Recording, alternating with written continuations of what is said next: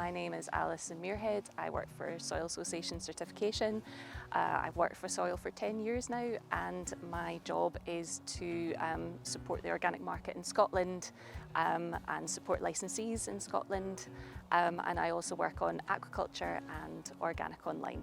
Soil Association is an organisation of two halves. So there's the charitable side, which was founded in 1946 by a group of luminaries who saw a connection between soil, between the health of plants, of animals and people, and the organisation now campaigns along that same vein. The Soil Association Certification is a subsidiary of the charity, and it has been certifying to organic standards for 50 years, and it's the UK's biggest certifier. There are a number of benefits for converting to organic. One of which, there are some really bold marketing claims you can make around organic. So you can say that they are the highest standards for animal welfare, huge benefits for biodiversity, for wildlife on farm, so up to 50% more wildlife on an organic farm. There are also fewer input costs. There's often government grants that will support you through those years converting to organic. And obviously there is hopefully some great benefits for you on farm in terms of soil health and sort of organic management. The process takes 2 years. The stages are quite straightforward. You would go to our Go Organic team, so you would either phone or contact us via email. You talk to that Go Organic team about the process, the application, possible funding you might get for that application. You are then assigned to your own certification officer, who will give you more detailed conversation about that process. And then you are given a time for your inspector to attend your first inspection at the farm. If that goes all okay and you've done as you were advised at that sort of initial meeting, then you will get a certificate to say that you have started that conversion period. So you have 2 years from that stage. But from the Go Organic call to the inspector visit on farm, it's usually less than 3 months.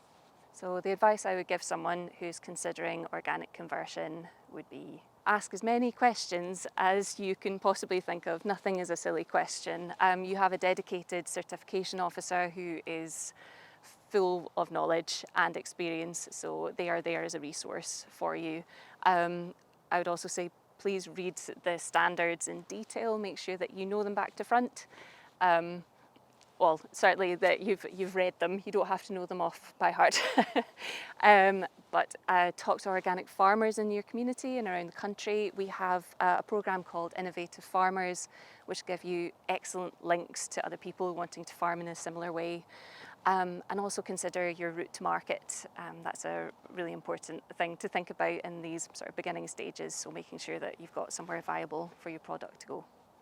Organic is a movement. It is something that can completely change the landscape in Scotland, potentially. You know, huge impacts for wildlife, for biodiversity, for soil health, hopefully for longevity of farming in Scotland, for animal welfare. There's a lot of very passionate customers who want to access organic as well. So there's a really great market. Governments are moving in the direction of wanting to support environmentally positive ways of farming, such as organic. So we've got the Scottish Government's target of wanting to double the area of organic land by 2026. So that's a real promise in policy that is very, very positive and will hopefully create a bit of excitement and a bit of movement for farmers sort of wanting to go in that direction. But essentially it's just very powerful. You know, I feel very passionately about it.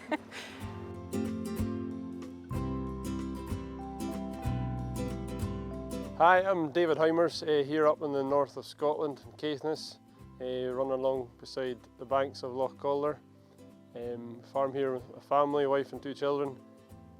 Got some beef and sheep enterprises is our main thing here. The benefits of organic farming over the years, I've seen the health of the animals improving, also the performance of them. Through reducing the inputs, they're able to be fattened easier.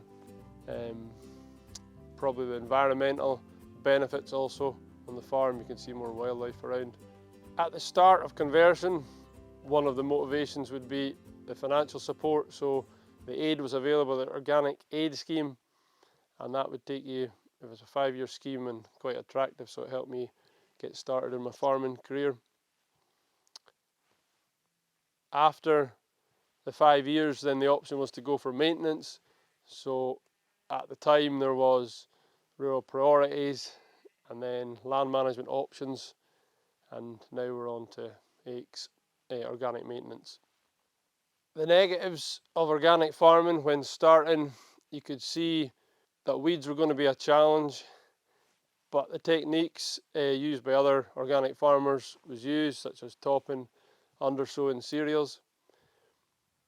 Also, other negatives would be the markets are, you're not so free, but you can't just go to the local market to sell your animals to get the organic premium, so a bit more planning and marketing your produce is needed. There was a challenge in learning a new business, and also there was, I suppose, a conflict with others around you who were trying to advise you in your, as I was young, and I was maybe tempting the situation by saying I fancy going organic. Things like, can you grow this crop without using fertilizers, was a challenge. So I had to go and try this, looking at others doing the similar situation, and could see it could work. But you had this feedback that was challenging you. Challenges with neighbouring farmers who wouldn't be organic would be if they had an arable crop, you had to create a buffer within your boundary, so you couldn't use that strip as organic for the period that they were cropping. This would obviously bring a loss of production on the organic side. I would encourage to go organic, as I feel it's more connected with nature and you're working with a system rather than just buying inputs to produce a product. So you're using the soil and the environment to be more efficient, really. If there's less inputs with the same output, then you're going to be better. The advice I was given at the start, and I would pass this on to others, was that you could use your payment wisely at the start for conversion, and looking after your soils. So testing your soils, make sure you're not going in there at a disadvantage, because if you start thinking you have your soils, I've got a lot stored in them, and they don't, then you're going to go off to a bad start. I was very inspired by visiting other organic farms and hearing from David Hymers, who was an expert in the organic system, and I could see the potential in farming with less inputs. Using clovers in a system seemed very attractive, and the fact that he had less going in and maybe the same output was very attractive to me.